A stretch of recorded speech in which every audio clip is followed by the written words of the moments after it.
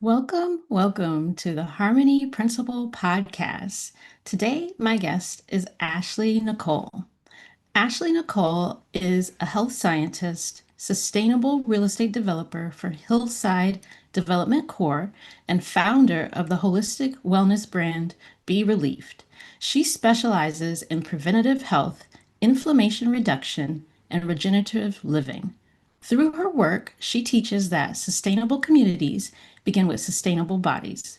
This episode is going to be so juicy. I cannot wait to get into the details. So happy to have you here today, Ashlee. How are you doing? And thanks for joining us on the Harmony Principle podcast. For sure. Thank you so much for having me. I'm really honored to be here, honestly. I feel Yeah. great. I feel inspired. Uh, Today is a great day. Awesome, awesome. It is a beautiful day. We are so happy to be able to have this conversation about sustainable communities and sustainable bodies and harmony and so much more. I love that you have such a wide breadth of knowledge and information to share with us. And so Mhm. I'd like to just start right out the gate with what brought you to be interested in health and communities. Where did you start off at? Which one?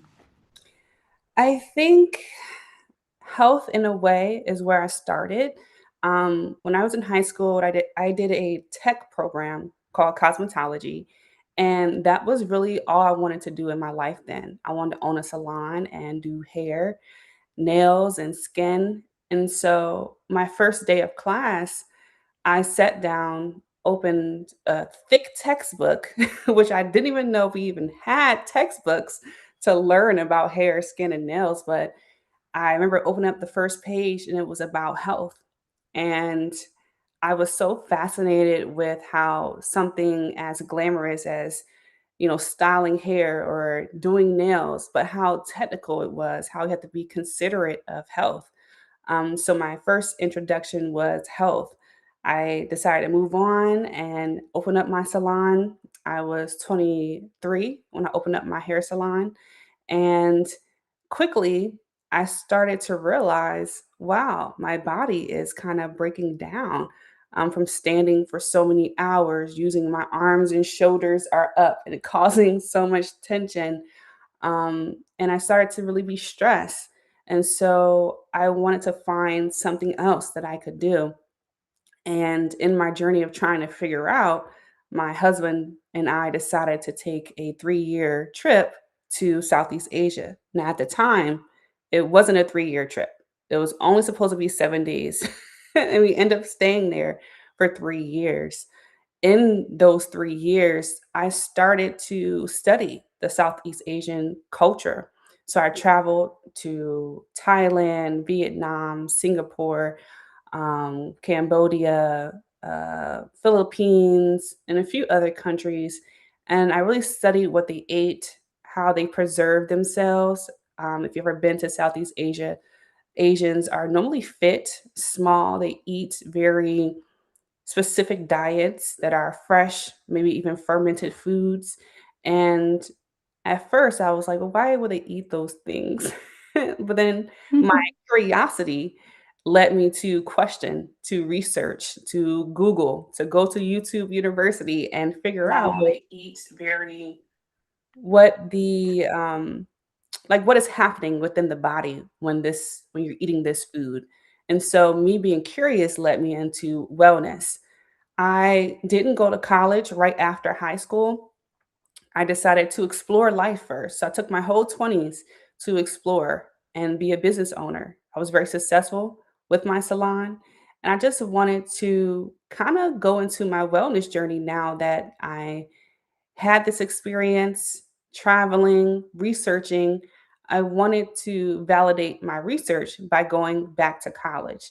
So I went to University of the People, got my health science degree, a bachelor's degree there, and decided I want to do this. I want to be a health scientist, which is really you researching, you sharing that research with the community. It is part of public health. And not only do you provide it with the people, you provide it with corporations who touch the people. So, like dentist offices or going to the doctors, and you know how they have pamphlets or brochures on the side, basically educating you on your heart or your diabetes. I would develop that research and create those brochures and hand them to those corporations and entities. And so I didn't really want to stop at corporations. I wanted to help the people. I wanted them to know that they have someone in their corner. I wanted them to have the information themselves so they can advocate for themselves and also have a trusted health scientist in their corner that wouldn't mind breaking down scientific words so they won't feel fearful or afraid. And also let them know that there are natural remedies that they can try to prevent, to handle or get rid of the root cause, and also to help with some of the symptoms as well. And so I just provide that information in hopes that people will use it for them, their families, and help in their health journey. So that's pretty much how I started with just curiosity and then found lanes that I can actually do. Nice, nice. I really just love your story because it's so organic and natural how it just came to be. It's like, oh, I want to go do this thing. And it's like, this thing's kind of not feeling good. What can I do to feel better? Yeah, Oh, wow, there's a whole nother world of information and things out there, and I want to share it with other people.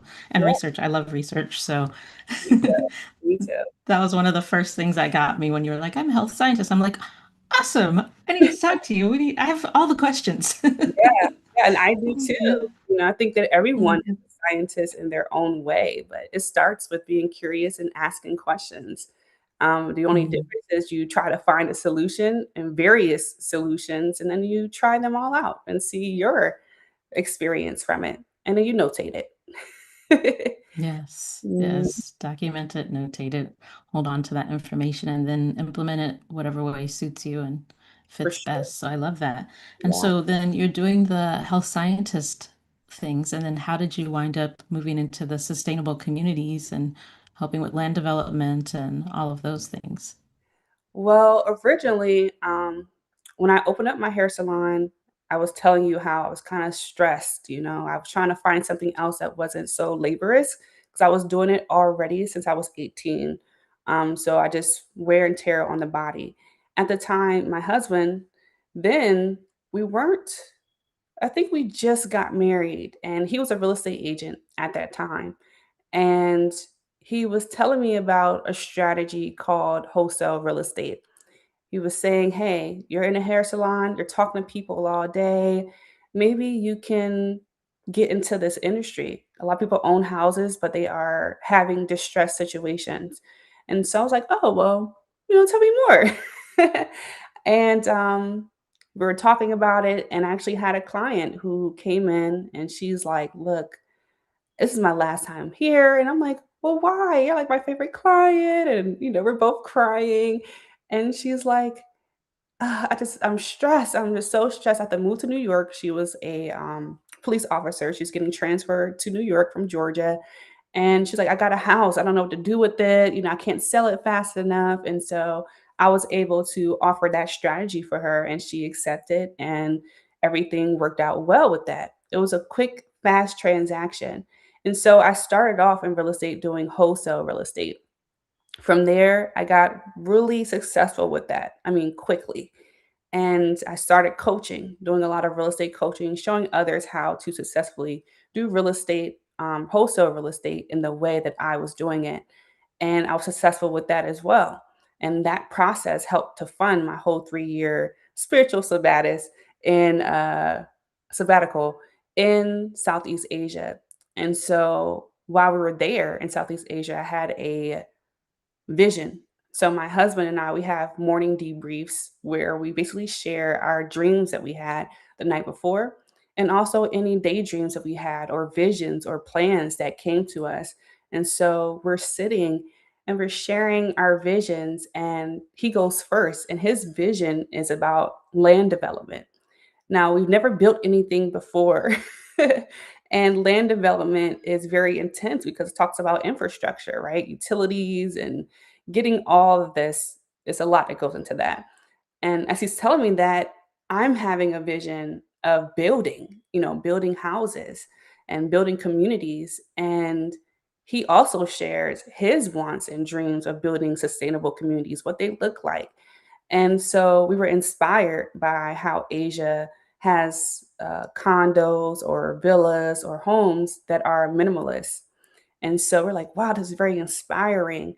And from that thought and a feeling, we said, oh, we have to get it involved in real estate development and land development. And so my husband moved forward and got his master's in sustainable smart cities, which focuses on infrastructure and governance.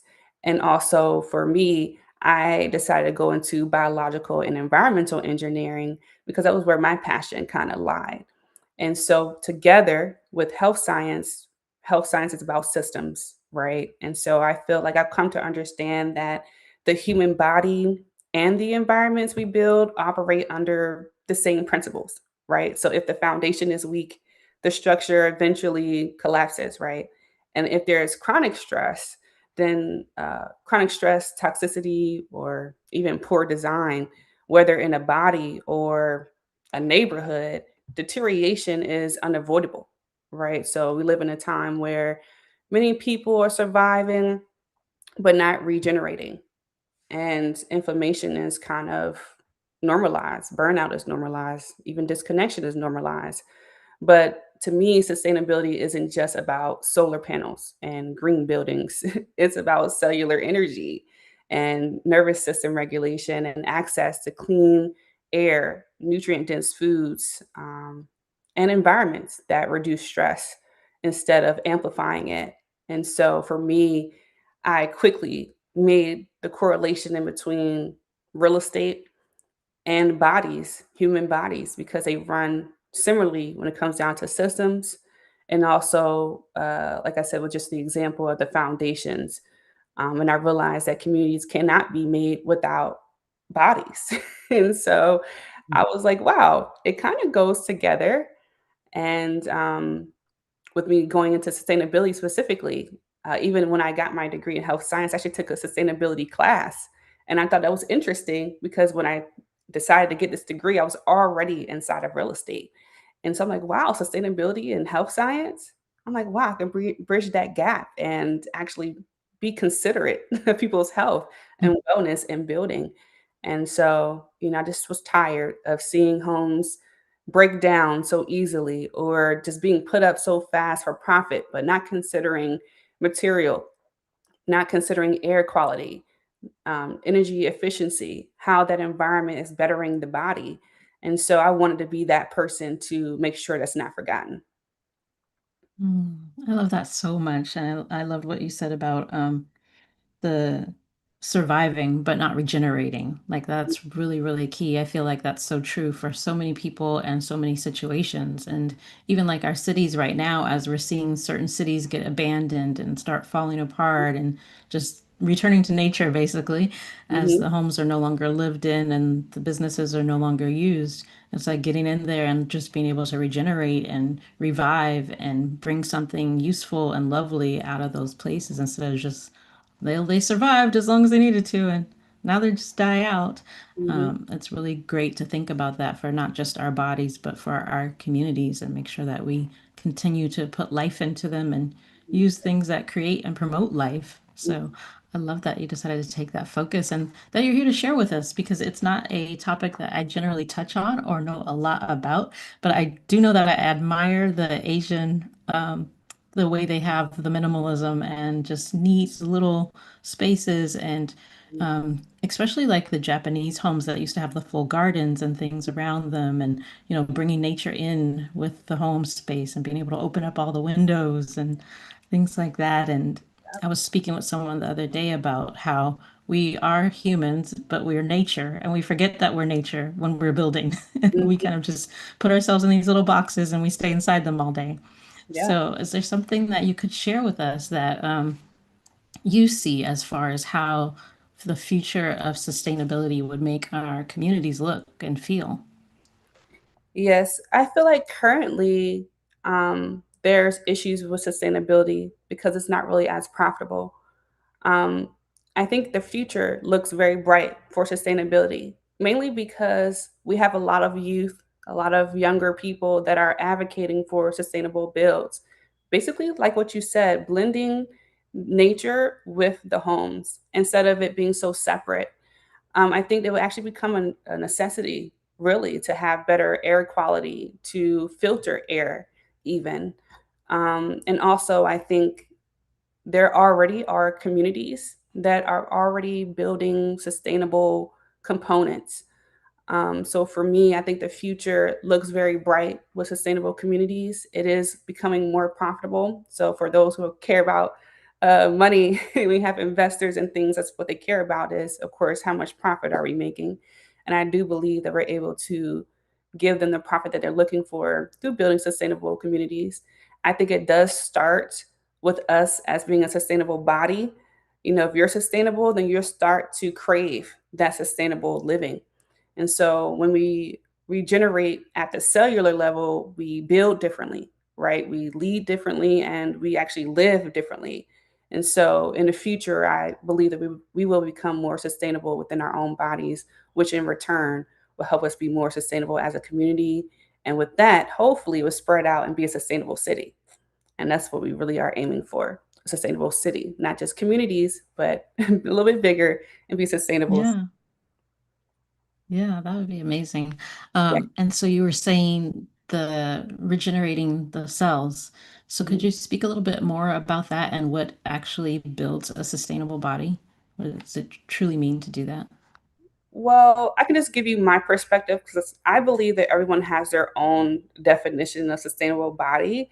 But when I talk about building a sustainable body, I'm not talking about like the aesthetics, right? Or the quick fixes. I'm talking about biological resilience, right? A sustainable body is one that can adapt to stress, recover more efficiently, regulate inflammation, maintain balance without constant external intervention, right? So, just like a sustainable building must have a strong foundation, proper materials, and long term energy efficiency, the human body needs cellular nourishment.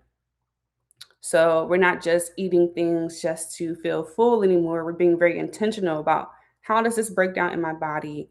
Is this helping me? Is it giving me energy? Is this helping my digestive issues that I'm having? Are you, actually healing yourself in a cellular level where you're not incurring this same issue over and over and over again? Nervous system regulation. We talked about deep breaths earlier. Just something as simple as that can really help to regulate your nervous system, reduce any toxic loads. And that can go in a lot of different directions there. It can be something physical, it can be emotionally, spiritually, environmentally, making sure we have proper rest and recovery. I spoke to a few people yesterday that said they only get 2 hours of sleep every night. Mm. And I'm like, it's no way that your body has enough time to recover and replenish and to heal itself because all of that is taking place when you're asleep. And you need deep sleep and you also need REM sleep, which REM sleep only lasts about an hour and 45 minutes, maybe a little less than that or more than that. But deep sleep is very important too. Besides that, of course, I mentioned emotional stability. That is really important as well. And so, sustainability at the cellular level means your mitochondria, which is your energy producers, are functioning efficiently. So it means your Mm. inflammatory response turns on when necessary and turns off when it should, which is important because a lot of times we get stuck in survival and it doesn't ever turn off. Mm. So make sure that it turns off when it should. And also, it means your hormones are not constantly in crisis mode either. So, many people are surviving, but not regenerating, like we mentioned earlier. And a sustainable body regenerates. Mm. Yeah, what would that look like for people that maybe are wondering if your hormones are in crisis mode? What kind of symptoms or telltale signs might you have? That's a great question. I think inflammation is major and it isn't always visible at first. So, some symptoms that I can kind of throw out there, it starts quietly, but it happens. Brain fog. I think that's one of the major things. Digestive disruption. So brain fog is basically when your head just feels a little cloudy, or maybe it's so cloudy that you're forgetting something or getting even exhausted with just thinking. Digestive disruption can be um, before, during, or after you intake something. So, for example, my husband has digestive disruption, which is inflammation.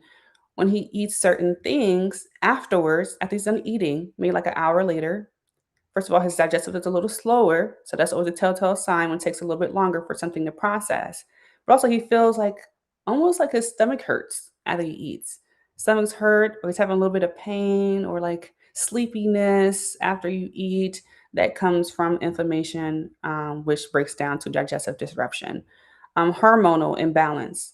Us ladies and men have this issue sometimes. Sometimes we're overly producing estrogen or not enough progesterone, testosterone even. And so it looks like that.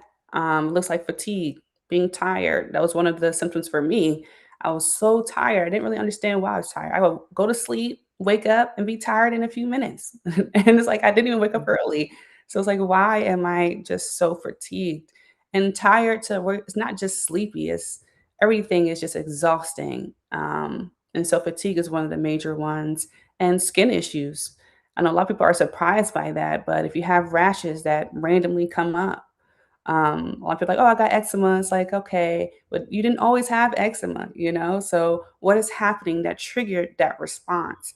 And so it kind of looks like those few things. That's the first things that came to mind. Um, but yeah, it comes up in a lot of different ways, but inflammation is a really big thing because a lot of times it doesn't just mean swelling, or it shows up differently. Mhm, mhm. Yeah, definitely.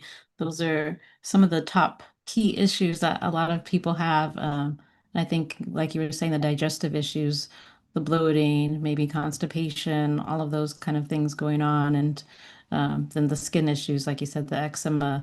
I believe that also can relate over to things like rosacea, maybe vitiligo. I don't know if those are also hormonal or not, but just some Yeah. other kinds of symptoms that we get. Yeah, those are definitely imbalances, you know? And sometimes it still is stress related because even with motion sickness, I experienced that when I was flying, and I never experienced it before.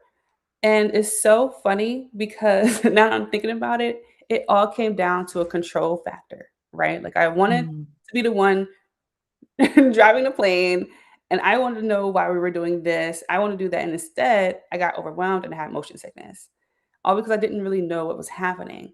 And so the next time, decided to change my seat to a window seat, make sure I'm looking at the wing. And also, my husband did a pilot class, which really helped for me to understand what is happening. So that way I wouldn't have motion sickness. And I've never gotten motion sickness after that. And when I thought about it, I'm like, well, why? And it comes down to stress, which inflamed even my whole body. Because when you have stress, your whole body becomes inflamed. And through that, it manifested itself through motion sickness. And so those things that you have mentioned are definitely signs of inflammation, your body not really being sustainable. Even with our immune systems, we have to make sure it's like the engine, to our body sometimes, or the battery. I guess it wouldn't be the engine, but the battery. You need a battery. So, even making sure that you are sustaining every organ in your body and focusing in on that. I know in the morning I try to do it's a meditation called Inner Smile, and my mother-in-law told me to make sure I send a big smile and great energy and thanks to each organ in my body. And so I try to focus on that. And when you do focus, you actually can feel where there's some strain there. And you want to make sure that you are creating that harmony within your body. Um, so you won't have to be not sustainable. You really want to be sustainable in our bodies. And it's a daily work, a daily choice. And some days will be better than others, but just try for now. Mhm. Definitely. It's a lot like that harmony that we talk about. There's the ebbs and flows, and we got to find what works. And retune Yeah, for because sure. things are constantly changing. So yeah, I Mhm. love that inner smile meditation. I don't think I've heard that one before. So Yeah. that's a new one for me to add to the pocket. Yeah, yeah, it's a great meditation. It takes some time, your first time or your first few times takes a lot of time, a lot of effort, but it is transformative. I think my mother-in-law told me about it, but I actually, when I went to Chiang Mai in Thailand and found out about Montauk Chia. He is he's originally a Chinese national, but he built a wellness kind of resort, but he built that in Chiang Mai, and he wrote a book about the inner smile as well. He's a very great person to research as well. But yeah, the inner smile is deep. It has changed my life. Just smile, the energy Wow. of a smile and what that is. It's amazing. Yeah. Yeah, that's so important. Like you were saying about stress as well. Like we don't realize how many things are happening to us and to our body because of the stress that we're under. And for you to just realize that and make a few different changes and not have motion sickness anymore is like amazing. I've never heard that one before either. So I hope anybody that's dealing with those kind of things is like, hey, let's try this. Let's reframe it. Let's Yeah. attack it in a different manner instead of just trying to pop whatever it is people take for motion sickness. I know there's something out there, Dramamine, I think, um, Yeah. A lot of when it things. could just be a stress issue. Mhm. Yeah, it could be just stress or just relaxing. Sometimes you're not even relaxed in those environments. Maybe you're thinking about the plane crashing, or maybe you're thinking about, oh, you just get into a stress about a simple thought, and you don't realize that it's kind of taking your body through so much that is manifesting in those ways.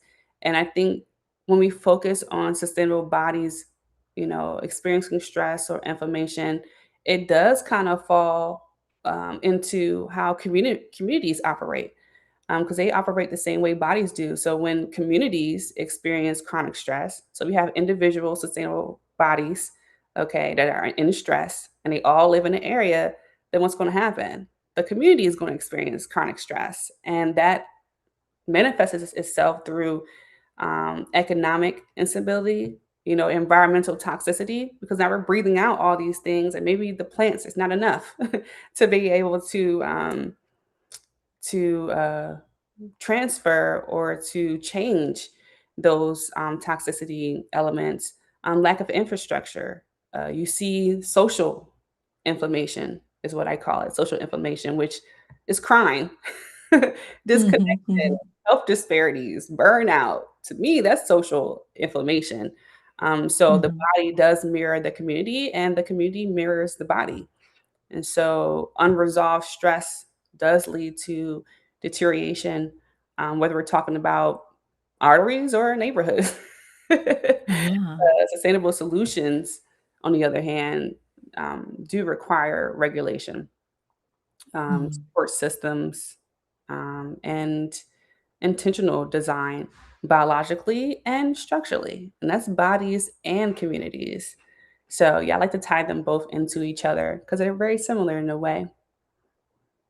Yeah, definitely. And we tend to forget how what we're doing and how we're feeling affects the other person next to us.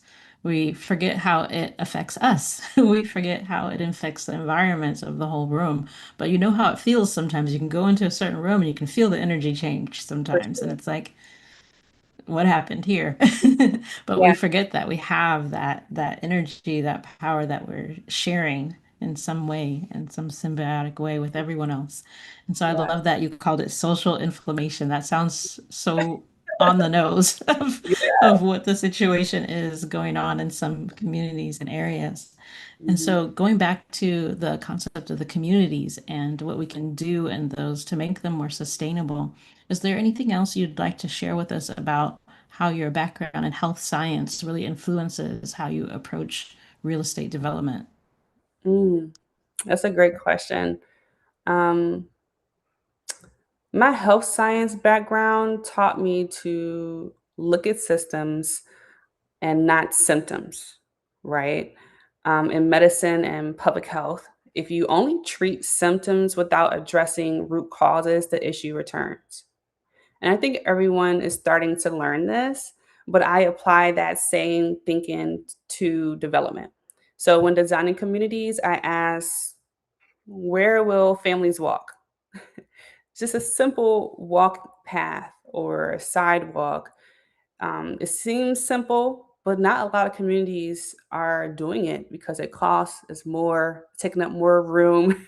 We can build more houses and make more money, right? But it's important. That helps with our nervous system regulation. It helps with our stress.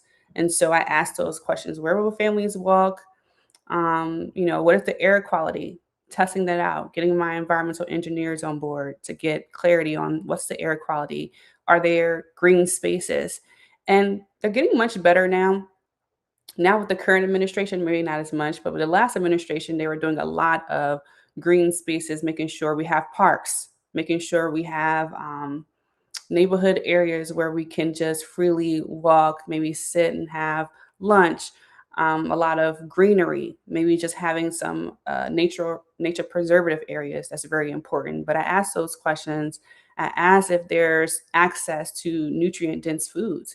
You'll be surprised and how many communities do not have nutrient dense foods. They have to travel out 30, 40 minutes to get something that is nutrient dense.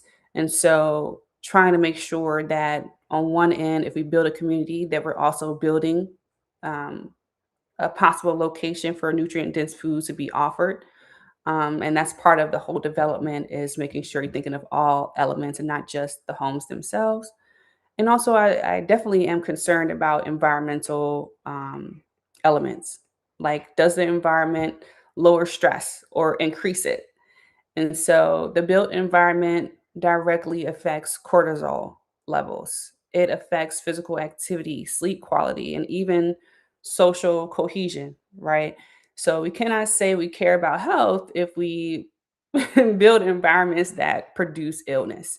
We had a lot of people who endured having mold um, and different ailments and diseases that are basically down the line of being in environments that are unhealthy.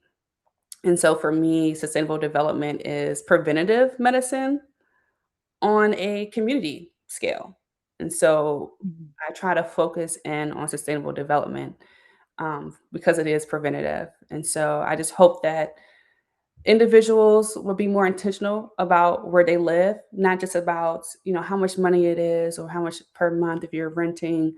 um, I believe that all will be provided for you if you're more intentional about what the environment is giving you. What's this house giving you? What's the materials? Ask deeper questions, not just look around and say, "Oh, the interior is nice." It always looks Mhm. nice on the inside.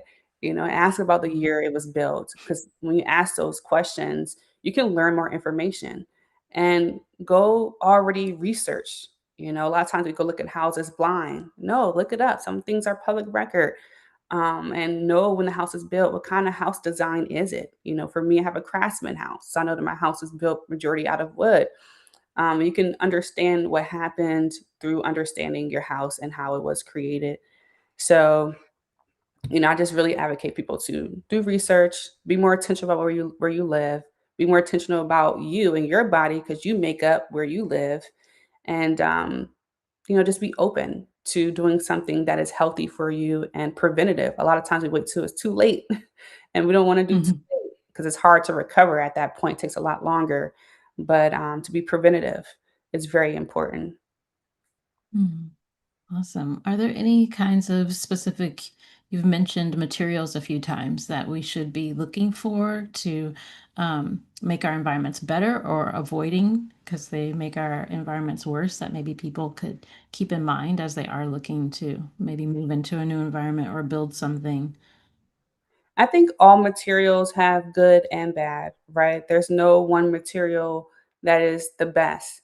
But I think if you incorporate more nature elements within your home, it'll be better, right? So, for example, me personally, I don't like concrete. Sometimes it's porous, but sometimes it's not. And nothing is wrong with concrete, but it just doesn't breathe as much, if I can put it into layman's terms. It doesn't really breathe as much. And I like air quality, it's very important for me. And so I try to go towards like wooden homes because it does obviously have some breath within that. I try to avoid a lot of aluminum, and There's so much research, you can look it up yourself, on aluminum and its relatability to Alzheimer's. And so I try to make sure that I remove aluminum as much as possible within the home. And also, I know a lot of times we like the Reynolds aluminum wrap to wrap our foods, but it does have some relationship with Alzheimer's. And so I try to make sure that we stay away from that. A lot of homes have copper and things like that. So that's awesome. It's high vibrational. So we need that. Some other materials. We want to make sure that we are looking for energy efficient appliances. So I don't know if you guys ever seen on your, if you do have an energy appliance, it will have like a little star, say energy star on it.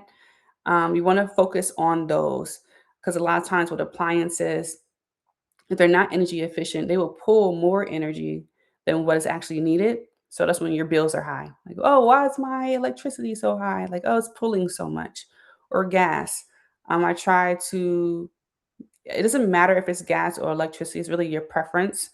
A lot of people like the open gas, which is nice. I prefer that as well. But either or is totally fine. To make sure you are doing energy efficiency appliances, microwaves. It's up to you. Me personally, I don't like the microwave. So I like to opt in for like almost like a toaster oven or a double oven. A lot of times people think that that means you have more money or it's more status when you have two ovens, but one oven is a little bit different because it acts like a microwave without having one, because that does create a lot of radiation and harmful things. And so if you are looking at a house and you see a microwave, make sure it's newer, make sure it's energy efficient. And also with water, I know sometimes things sound complicated, but it is very simple. There are pH strips you can get on Amazon for like $1. And you can test the water to see what pH it is yourself. Make sure that it's safe for you and your family, um, because there are some areas that struggle with water. Make sure you're asking questions about the sewage. And this does sound a little bit more complicated or thorough, but I think they're very important questions to ask because only so many homes belong on one sewage. And so you want to make sure that you're not having any issues later on down the line. But as far as the material specifically, there's really no hazardous. It's just really your preference of what you would like and being considerate of those. Like, for example, if you have neurodivergent children, like for me, this is my personal community that I'm building. It's actually for neurodivergent adults and children. And so with that, we build homes that are soundproof because, obviously there are some issues sometimes with sensory and things like that. Also, it has a lot of sensory within the home. There's also a park where it's like so many things that you can do. You can sleep inside this little bed outside, or you can flip little things on and off in the house. There's different lights. And so there's LED lights, which are energy efficient. And also there's different colors. So maybe the bright light is too bright today. And you want to have it blue. You want to have it red. And so it's just really about features of your home as well. I think that builders are doing a great job right now. A lot of them are trying to put it up very quickly. So a lot of them are wood, which I feel like is great. But just make sure that when you're adding anything or if you're custom building a home, that you're making sure that you're being considerate and intentional about what is being put inside of it. So yeah, that'll be some of the things that I will look out for and ask. Mhm. Yeah, that's a great list. I'm like trying to jot it all down. Uh, but yeah, as if I can't watch the replay. But That's speaking of which, everyone that is watching live, you can go ahead and ask any questions you like in the chat. We'd love to hear what questions you may have for Ashlee.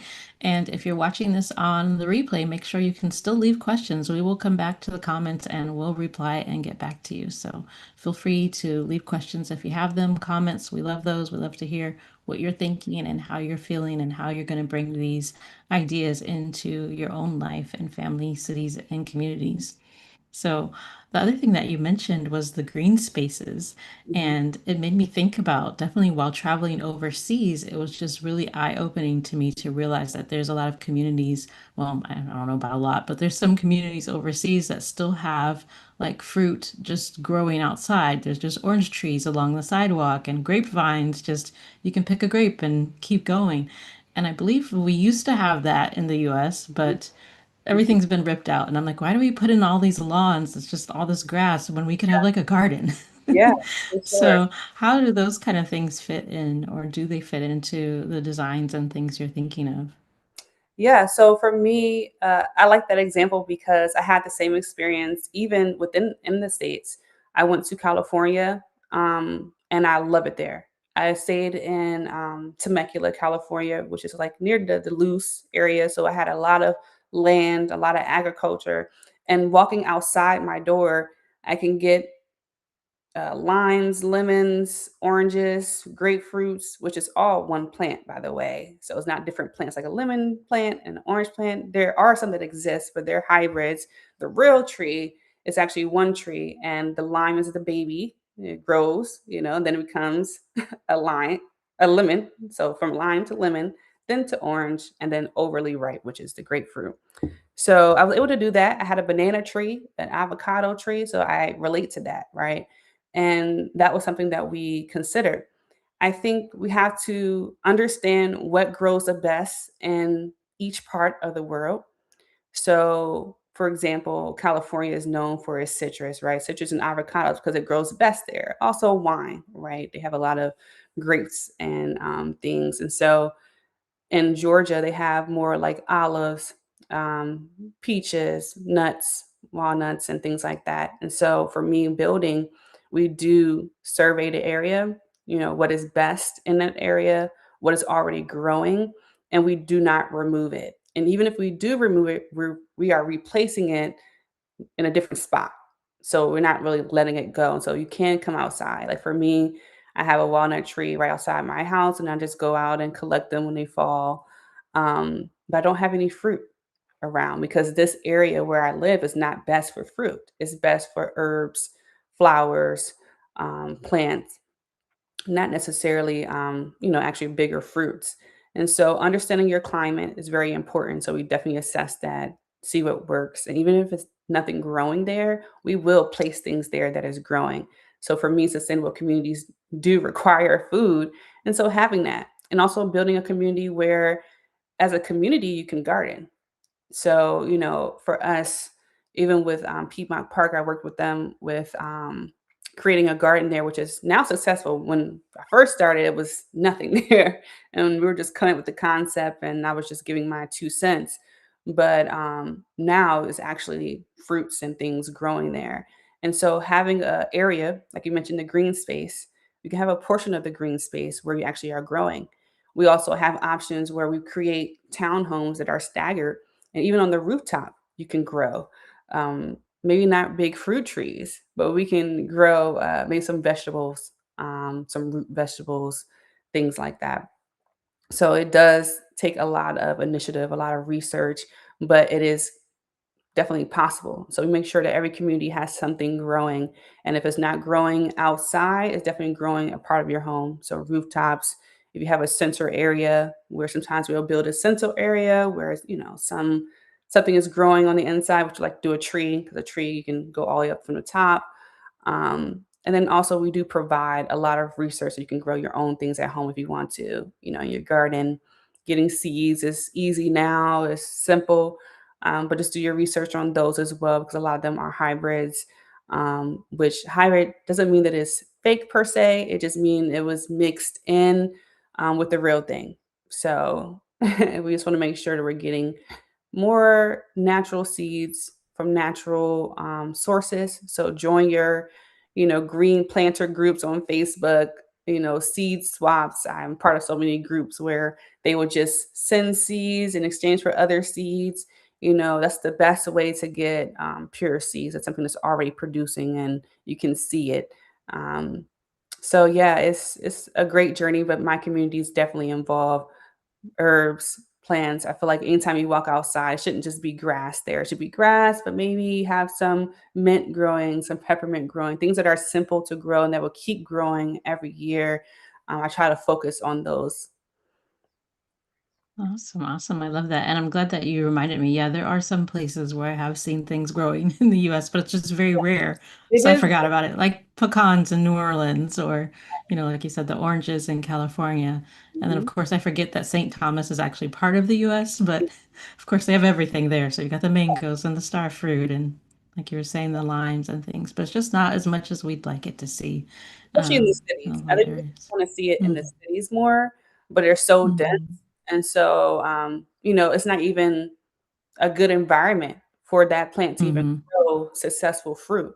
Like if it's a toxic area that has a lot of, emissions, a lot of oils, a lot of toxic energy. That's why we want to make sure our bodies are sustainable because we influence that. That fruit wouldn't even be good. It'll be grown rotten. It wouldn't even be great for the animals to eat. And so Mm-hmm. I think that people consider that as well when they build, like, okay, it's a lot of traffic, a lot of emissions going on. It's not going to be successful, but it can be successful if Mm-hmm. it's replaced or replaced somewhere else, or just keep it where it was already growing and just build around it and be considerate of how much we're building around it. But when talking about Mm-hmm. profit, people don't care as much about that. Yeah. They want to build as much as possible, and I get that. But we have to be a little bit more intentional.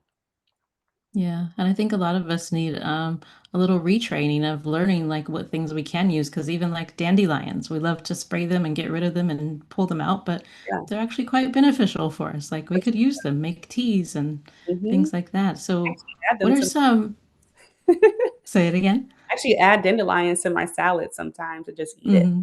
Yeah, I love dandelions. Yeah, yeah.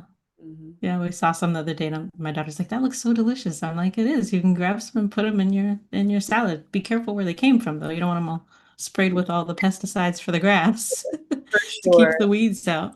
Yeah. So yeah, You you want to take you control of saying that. that you saying that just triggered a thought. I'm sorry, I'm gonna say this last thing. Hmm. But weeds, for example, like I have where I live, I have a lot of burnweed that grows. And I remember someone coming to my door like, "Oh, I can get rid of these burn weeds." And I'm like, "No, I need these for poultices, for something just in case." And it's so funny because it tells you about the area. Of course, with burnweed, it only grows where land has been burnt.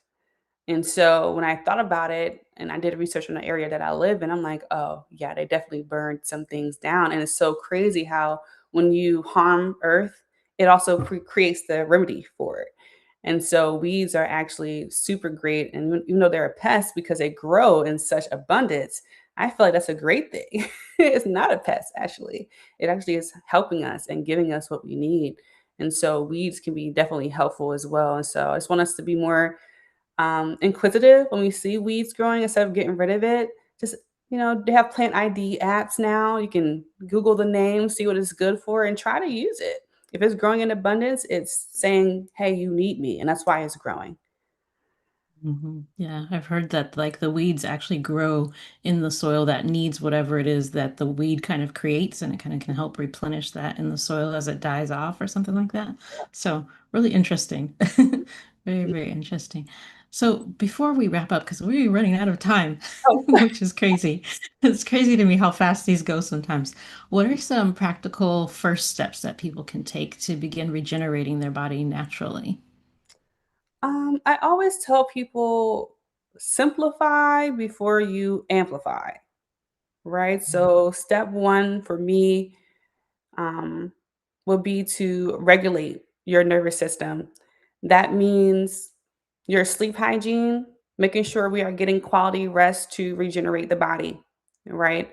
Make sure we are experiencing morning sunlight to get vitamin D and melatonin to help us energize and rest better. Even if you have to wake up, experience it, and go back to sleep, that is totally okay. Make sure we are deep breathing. A lot of times we are gasping for air. And so try to set aside maybe one straight minute every day and every day up another minute to deep breathe.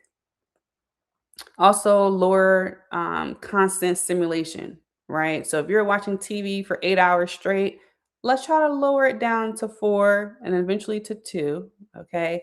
The phone, I try not to touch my phone when I first wake up. I try to actually wake up, open my eyes, blink it a few times, look around, do meditation. And then once I'm up and feeling energized, then I will touch my phone. Constant socializing. I know it sounds great to be able to hang out with all your friends and colleagues every day for hours, but that constant socializing can be overstimulant. And also, a lot of times, that is, if you're doing it in such a constant, can be like a band aid to a bigger emotional issue or a physical issue. Maybe you're feeling lonely, or maybe you're feeling like you just want to forget what's happening in your life right now. So, we want to make sure that we are monitoring our socializing time. I guess another step two would be to reduce inflammation, which I talked about earlier. So I think it's a very important step is to reduce inflammation or any type of inflammatory load, right? By You can start by removing ultra processed foods. Um, Increase your mineral intake. A lot of times we're taking vitamins, which are great, but we're not taking anything for minerals. And our body thrives on minerals as well. Um, Hydrate properly. I know you're probably drinking a lot of water, but it matters what type of water you're drinking. And so I try to stick with spring water only. Okay, so no distilled water, no filtered water, unless it's in distress situations or I don't have anything else, I will do filtered water. But I try to stick with spring water by all means necessary. Okay, also make sure you're getting your water, your H3O, from fruits. You can juice it if you like, or you can actually eat the fruit and you want that jelly like consistency. Or you can have your coconut waters, which are super great as well. And make sure you have some electrolytes, which you can naturally create and make. I make my own electrolyte water, which I like to use a squeeze of orange. Take an orange, I squeeze it in my water. I have a sea salt grinder, so I grind it 3 times of sea salt, and I add a little bit of agave, and I actually add banana water to the rest of it. And so that's my electrolyte recipe there. um, Use plant-based anti-inflammatory support. There are some basic ones that everyone should know, but I'll just mention it again, like turmeric, ginger, or any adaptogenic herbs. Those are going to be great for anti-inflammatory support. Actually, one of my products that I have on BeReleafed is called Inflamease, and it has those things in it. I believe that everyone should take that daily. So make sure you have or create a ritual where you will do it every single day for preventative. Um, Last thing would be step three, protect your cellular energy. And that happens through strength training. I know for me, I'm just now being consistent with working out. I don't like it, but I like the results. So I force myself to do it. So strength train, even if that's at home, doing calisthenics or, doing something at home is really great. Or you can actually have a gym membership or go to a gym, to strength train. And that does also include your mind, train your mind to have better thoughts, to not be so harsh on yourself. And so you're strength training the body and the mind and your emotional state. Proper protein intake. A lot of people are eating all day, but not enough protein. So make sure you are just Google how much protein do I need to take for my weight and my age, and it will tell you. It'll give you a calculator to be able to do that. Make sure you're having proper protein. Um, and also research what is protein. A lot of times we're eating meats that don't really have that much protein. So just compare on your diet. And if you don't eat meat, there's a lot of other ways to get protein. So don't feel like you have to eat meat to have protein. And of course, avoid chronic sleep deprivation. We do not want you to not sleep, and don't make it a chronic thing. Okay, I don't like to call it sleep, but you need your rest. You need deep rest for your body to regenerate. And it happens majority of the time in your rest or your sleep. And most importantly, just focus on consistency over like intensity. So just try once a day and just focus on today.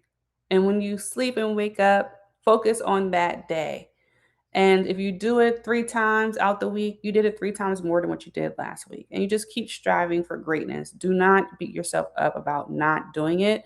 We all fall short. I know that I do. I don't know all the answers, and I fall short sometimes as well. And so just try to actively be more intentional, even if it's about the one little meal that you had today. Just add a little bit extra, protein for me at least. Okay. If you can't do it for you, do it for me. I'm watching, I'm on the shoulder, okay? um, and regeneration isn't dramatic, right? So that's why I don't want you to be super intense. It's a rhythm with it, and you will start to find your rhythm as you try. So just try. But those are my tips that I would say. Yeah, I love that. I love that. I wish we had more time. We're gonna have to do like a second part two, where we talk a bit more about Be Relieved and all of the wonderful, juicy items that you have over there and how you came about that heritage, ancestral wisdom. Like there's so many more topics that we Right. don't have time for. Another time, Um, another excuse. yeah, yeah, it's another excuse for another chat because I love talking to you and learning so many new things from you about what you're doing and how you're doing it and how I can implement it in my own life and also share it with others that I speak with and work with. So I know that you had a gift for our viewers today. Mhm. You said that you wanted to share the sustainable body blueprint. Is that correct? Yes. Yes. So Let's everything I kind of let's tell mentioned. them. Oh, sorry. Go ahead. No, I was going to say, go ahead, tell them a little bit about that. Yeah. So it's a PDF, like a mini ebook, and it basically talks about what is sustainable body from my own definition, and also gives you practical steps. So I give you 7 steps that you can actually take to actually make sure that you have a sustainable body. And I break it down in layman's terms and also give you some suggestions that have worked for me on how you can achieve that. So it's a very thorough, short, and sweet ebook for you to actually take action on if you're having troubles figuring out how can I even start with sustainable body, what can I do to have it. All of it is inside of this ebook and PDF, so you guys would definitely get that as well. And I know we didn't have a lot of time to talk about BeReleafed, but BeReleafed.com is a website where I am a natural product formulator. So I have formulated natural products to help us on our wellness journey. And I'm also giving you guys 10% off.